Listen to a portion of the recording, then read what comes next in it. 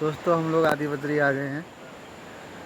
ये बद्रीनाथ का सबसे पुराना मंदिर आदि बद्री।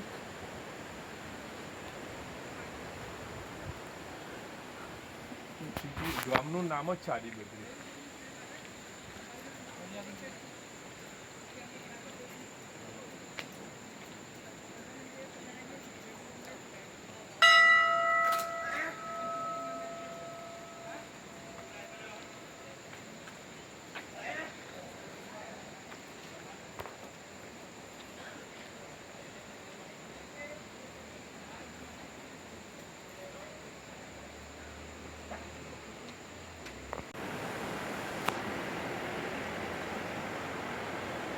ये आदि बद्री का मंदिर समूह है। माना जाता है कि सबसे पहले जो है बद्रियों में सबसे पहले आदि बद्री का निर्माण हुआ था। ये सतयुग में, ये मंदिर जो है सतयुग में इसकी जो है ये मंदिर को सतयुग में बनाया गया था।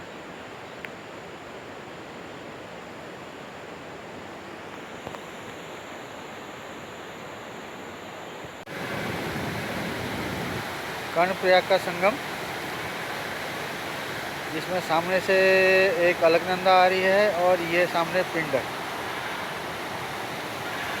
इस संगम को बहुत बड़ा संगम, बहुत बड़ा वो महत्व है, क्योंकि यहाँ पर राजा कर्ण ने भी तपस्या की थी। और जो उमापति बोलते हैं जिसको, तो उमा ने भी यहाँ पर जो है, माता ने जो है यहाँ पर तपस्या करी और शिव के रूप में यहीं पर प्राप्त किया। तो यहाँ पर ऊपर जो है उमापति का मंदिर भी है।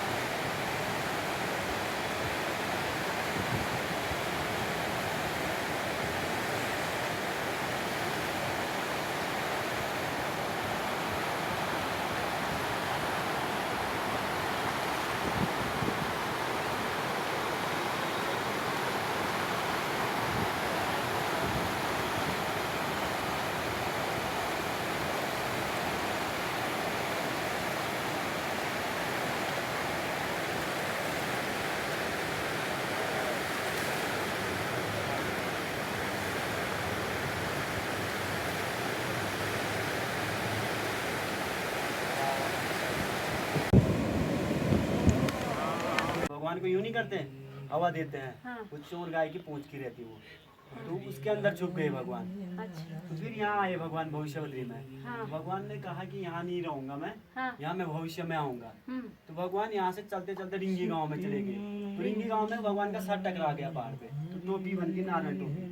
तो पूरा पहाड़ छेद करके टोपी की आकृति उनकी सिर का सिर। उसके बाद भगवान बद्रीनाथ चले गए। तो बद्रीनाथ में तो शिव शंकर थे। हाँ। तो वहाँ माया रची, भगवान को केदार भेज दिया, अपने वहाँ बैठ गए। ये है शिवाय। तो भगवान ये कब आएंगे? जब नरसिंह मंदिर में। हाँ। नटराज भगवान। हाँ। तो उनकी जो अंगुली है, तर्जनी अंगुली। हाँ। सुई की नोक के बराबर रह रखी। हाँ। और सुई की नोक नहीं होती जो, हाँ। इतनी चुप्पत पतली होती, उसके बराबर। जिस दिन वो टूटेगा, हाँ। अंगुली टूटेगी, जय और वीरू पर्वत मिल जाएंगे। तो उस दिन प्रभु यहाँ संपूर्ण आकृति ले लेंगे। हमारे पूर्वजों ने देखा, मतलब छोटा छोटा मामा जी ने देखा होगा। आपने देखा है अपने उम्र में? मैंने आपने देखा है, 31 साल हो गए मुझे। हाँ। मैंने बढ़ते हुए देखा है। अच्छा। पूरा बढ़ते हुए। अगर आप पहले आए होंगे ना, हाँ। तो आपको पता चल जाता है कि कितने बढ़ रहे होंगे। अगर आप फ्यूचर में आएंगे, जैसे आपके बच्चे आपके साथ आए, अभी बुलाया बद्रीनाथ तो अभी आ रहे हैं।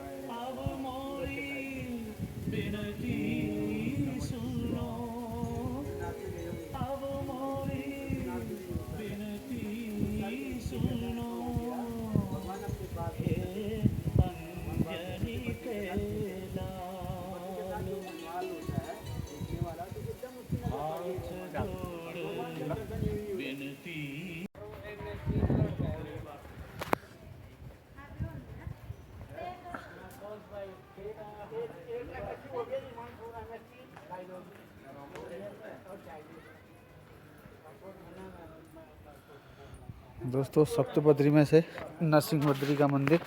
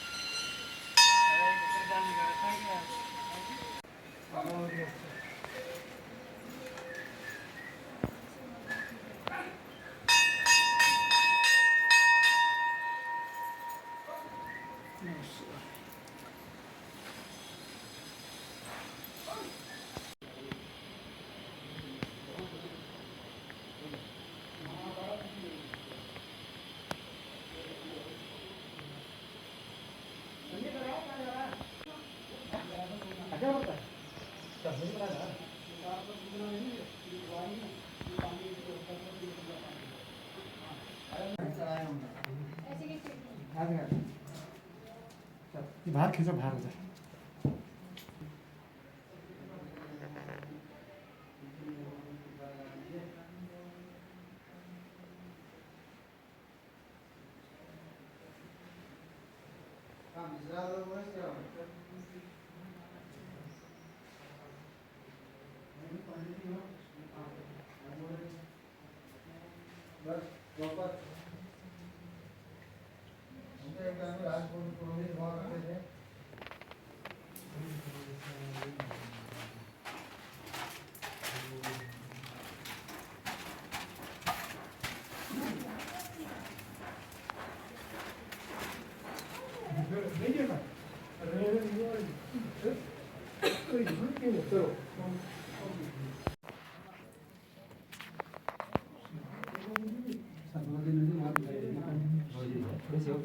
थोड़ी सी है ना, वही खा जाती है। बाबू आ रहा है, खाने की लगी। वहाँ से लुक कर दी ना। गाँव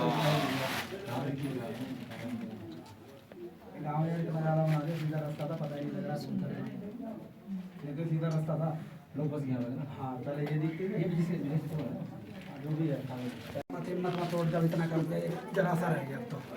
मंदिर जी आ गए, मंदिर जी थोड़ा मेरे को आप बताओगे। अच्छा ये बताइएगा पंडित जी जरा। सुदर्शन बाल गोपाल गरुड़ वो कौन है? बैठिए मैया हाँ, जी। ये तो बस चक्र। और साथ फोटो नहीं महाराज, इधर गए हम तो सेल्फी। नहीं नहीं महाराज जी सेल्फी अंदर नहीं लेते जी। और साथी लोग आ रहे हैं आपके? ये कितने हैं बस? बोल बद्री विशाल भगवान की जय, वेद व्यास महाराज की जय, थके हुए भक्तों की जय। तो ऐसे पुण्य धाम पे आने का मौका हर किसी को नहीं मिलता। भाग्योदयेन बहुजन्म समर्जितेनो, एक ही जन्म के नहीं, जब जन्म जन्मों के भाग्यों का उदय होता तभी यह स्थान प्राप्त होता है। तो वेद व्यास जी ने इसी पावन गुफा में बैठ करके हमारे जितने भी ग्रंथ वेद पुराण शास्त्र उपनिषद हैं उन सब की रचना यहीं पे की। लेकिन महाभारत को लिखने के लिए समय कम था, इसलिए गणेश जी को बुलाया गया, क्योंकि द्वापर का अंतिम समय था, कलयुग आने वाला था। तो गणेश जी ने शर्त रखी कि लिखते वक्त मेरी लेखनी क्षण भर भी रुकनी नहीं चाहिए, क्योंकि गणेश जी दोनों हाथों से लिखते थे। तो यहाँ से व्यास जी महाभारत बोले और नीचे गणेश गुफा में गणेश जी लिखे। और महाभारत के बाद भी वेद व्यास जी को आत्म संतुष्टि नहीं हुई, तो अंत में इसी स्थान में नर नारायण भगवान को प्रणाम किया, माँ सरस्वती की वंदना की और यहाँ पे आकर के भागवत महापुराण की रचना की। बोल भागवत महापुराण की जय। वेद व्यास जी की ये पुरानी मूर्ति है और ये नई मूर्ति है बड़ी वाली 96 की। ये भगवान विष्णु वेद व्यास जी के पुत्र सुखदेव मुनि और माधवाचार्य जी के शिष्य वल्लभाचार्य जी। तो सुखदेव जी जो है 12 साल तक माँ के गर्भ में रहे थे। कहा कि जब तक मुझे श्री कृष्ण के दर्शन नहीं हुए मैं जन्म नहीं लूंगा। कैसे हैं वो आनंद कंद वृंदावन बिहारी, जो माँ के गर्भ में भी दर्शन दे देते। बोल बांके बिहारी लाल की जय। और लास्ट जो वल्लभाचार्य हैं चंपारण्य छत्तीसगढ़ से 11 वर्ष की उम्र में यहाँ पे आए। उस समय कोई एम्बेसडर नहीं थी, सम्मू टाटा नहीं थी, पुल नहीं थे, एरो का चिन्ह नहीं था। कैसे आए होंगे वो भी 11 साल की उम्र में। आज जब हर वक्त के पास अपना साधन है फिर भी गाड़ी को छोड़कर यहाँ पे आने में फां शुरू हो रहा है। सब ज्यादा है अब। हाँ, तो ये एक ही सूत्र को लेकर आए थे कि जहाँ पे ज्ञान को देने वाली माँ सरस्वती हो, सम्यप्रास नामक क्षेत्र हो, बेरी की झाड़ियाँ हो, वहीं पे व्यास जी का पुण्य धाम होगा। जब वल्लभाचार्य यहाँ पे आए साक्षात दर्शन दिए व्यास जी ने, क्योंकि अस्वस्थामा बलिर्व्यासो हनुमानस्य विभीषण कृपा परशुरामश्च सप्ते तैत्रजीविनो। ये आज भी अजर अमर है। ये विशाल शिला जो दिख रही है ये व्यास जी की पुस्तक है, व्यास पोथी। इसको बाहर से देखोगे अलग अलग पन्ने स्पष्ट दिखाई देते हैं, तो टाइम मिलेगा खोल करके पढ़ लेना। आप उतनी तो दृष्टि हमें दे दो, हम भोजपत्र थी द्वापर में, जब कलयुग आया तो पूरा पत्थर में अवतरित हुआ। अगर भोजपत्र रहता तो भक्त कंधे में उठा करके ले जाते, मार्केट में बेच देते। सही बात है। तो आपने बद्री विशाल के अंदर भगवान विष्णु जी की मूर्ति देखी होगी। वो मूर्ति किसी कलाकार ने नहीं बनाई, स्वयं भू विष्णु है। जब द्वापर का अंतिम समय था, कलयुग आने वाला था, भगवान विष्णु जो है शालिग्राम पत्थर की मूर्ति में विराजमान हो गए थे और कहा कि जो भक्त श्रद्धा भक्ति से मेरी इस मूर्ति के दर्शन करेंगे तो उनको मेरे साक्षात दर्शनों का फल प्राप्त होगा। कि चतुर्वदनो ब्रह्मा द्विबाहुर परो हरि अभाल लोचनम शंभो भगवान बादरायणम। 4 हाथ नहीं है लेकिन ब्रह्मा है, 2 हाथ हैं लेकिन नारायण है, तीसरा नेत्र नहीं है लेकिन शंकर हैं, भगवान बादरायण। ऐसे हमारे बद्री विशाल जी विराजमान हैं। तो बौद्धों का समय आया, उन्होंने मूर्ति को उठा करके और नारद कुंड में डाल दी थी। जब पुनः मंत्रों में मूर्तियों की पूजन स्थापना शुरू होने लगी और बद्रिकाश्रम में न हो पाई तो सारे देवी देवता जो है भगवान शिव के शरणागति हुए। तो भगवान शिव कहते मैं स्वयं आदिगुरु शंकराचार्य के रूप में जन्म लूंगा और मूर्ति को ढूंढूंगा। तो 2000 वर्ष पहले आदि गुरु शंकराचार्य जी बद्रिकाश्रम आए और मूर्ति को उठा करके पुनः बद्रिकाश्रम में स्थापित की। स्थापित करने के बाद विश्वकर्मा के द्वारा इस भव्य मंदिर का निर्माण करवाया। उसमें प्रधान अर्चक चुने गए नारद मुनि, इसलिए आज भी 6 महीने स्वयं नारद मुनि पूजा करने आते और 6 महीने भक्तजन पूजा करते। मंदिर में अखंड ज्योति 12 महीने जली रहती। 6 महीनों के बाद कपाट खुलते, ज्योति जली हुई मिलती है तो भागवत की बुक साक्षात कृष्ण स्वरूप होती, इसलिए ये भी पत्थर में अवतरित हुआ। बोल बद्री विशाल भगवान की। पंडित जी, ये जो पानी आता है ये कैसे है? गर्म पानी जो वहाँ से तप्त कुंड, वहाँ पे जो है वो पानी जो है भगवान विष्णु के पद चरणों से आते हैं। और ये नहीं सुना कि नारायण जी अगर इतना नारायण जी जो बच्चे के रूप में आके बैठे थे वो भी क्या? हाँ, उसकी कहानी भी है लंबी चौड़ी। थोड़ी सी सुना दो। इतना करो पंडित जी, हम बार बार तो आएंगे नहीं। बचपन का सपना था यहाँ आने का, बचपन का सपना था, पूरा नहीं होता था। अब पता नहीं किसी इनके कर्म, ये मेरी घरवाली की कर्मों से आया हूँ मैं। इसका मन बना तो कर्म बन गया, मेरे भी ले आया। फिर भी जवानी में आ गए हम, देखो नहीं पता आंटी जी है वो। दोस्तों भीमपुल से नीचे से देखिए सरस्वती नदी निकल रही है।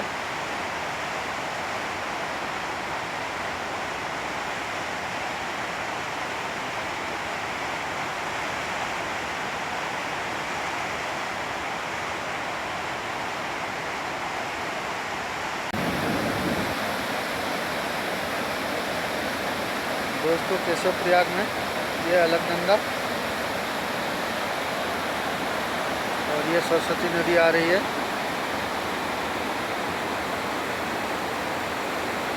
दोनों का संगम केशव प्रयाग में।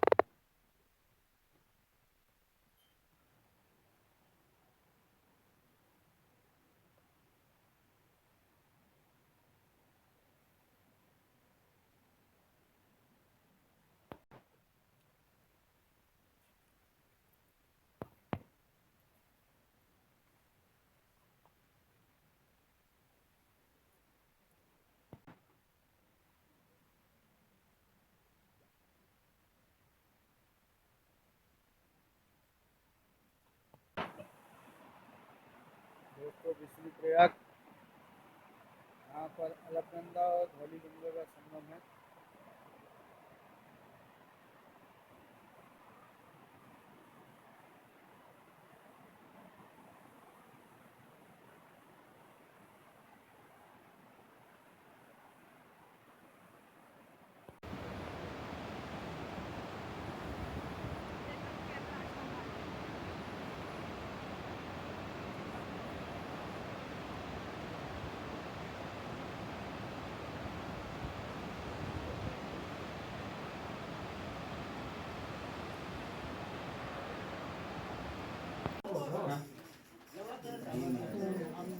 छुट्टा से नहीं लगे थोड़ा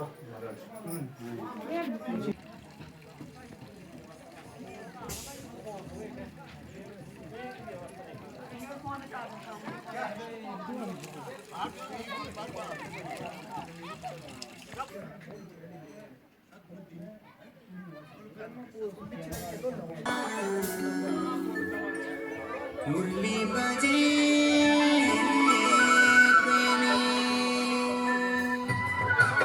हेलो हेलो हेलो